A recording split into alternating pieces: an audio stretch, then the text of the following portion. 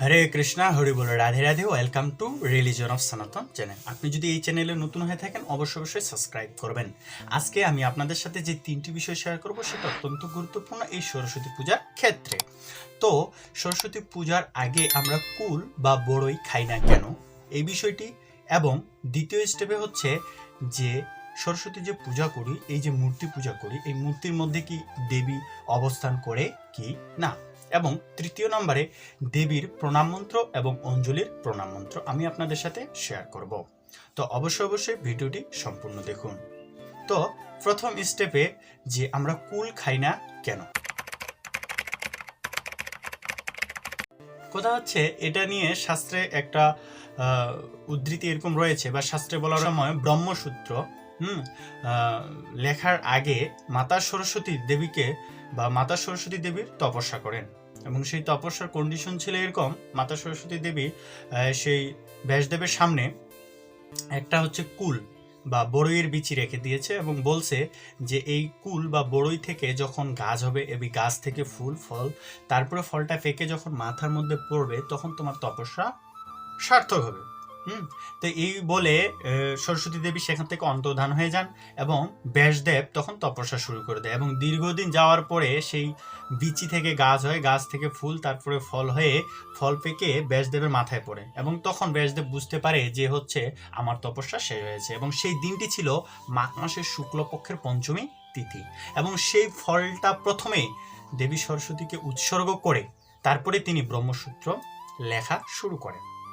তো এখন কথা হচ্ছে সেই জন্যই আমরা সরস্বতী পূজার আগে সেই কুল বা বড়ই খাই না, কারণ সেই ফুল, সেই বড়ই বা কুল আগে আমরা সরস্বতী দেবীকে অর্পণ করি। তাছাড়াও যদি আমরা সায়েন্টিফিকলি কিছু দেখি, যে আমরা যখন কোনো কিছু গ্রহণ করি সেটা যদি পরিপক্ক না হয়, যদি কষ্টা থেকে যায়, তাহলে সেটা যদি আমরা গ্রহণ করি, যেমন কাঁচা আম খেলে পরিপক্ক না হলে কি হয়, আমাদের জ্বর আসে, শ্বাসকষ্ট হয়, সর্দি লাগে, বা আদার্স শরীরের উপর একটা ইফেক্ট পড়ে। ঠিক সেরকম বড়ইটাও পরিপক্ক নয় এই সময়, সরস্বতী পূজার আগ পর্যন্ত এটা পরিপক্ক হয় না, তার জন্য সেটা আমরা গ্রহণ করি না। এই জন্য আমরা কুল গ্রহণ করি না। দ্বিতীয় নম্বর স্টেপ সেটা হচ্ছে যে সরস্বতী দেবীর মূর্তির মধ্যে সরস্বতী দেবী অবস্থান করে কি না। এটা তো মাটি দিয়ে তৈরি করতেছি, তো সেক্ষেত্রে সেখানে অবস্থান করে কিনা? অবশ্যই অবস্থান করে। কিভাবে অবস্থান করে? কথা হচ্ছে এই যে মূর্তি, এই মূর্তি হচ্ছে সরস্বতী দেবীর কি করতেছে?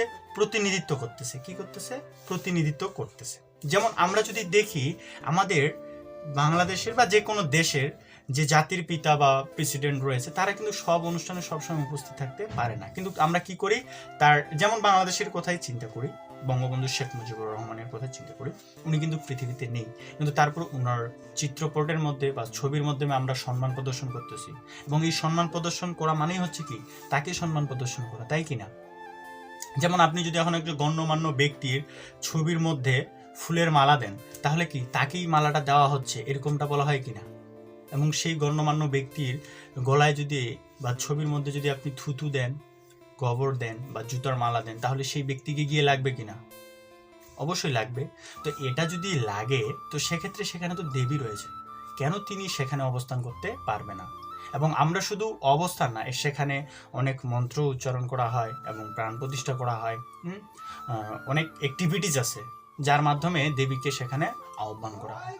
তো অবশ্যই মূর্তির মধ্যে দেবী অবস্থান করে। তৃতীয় নম্বর,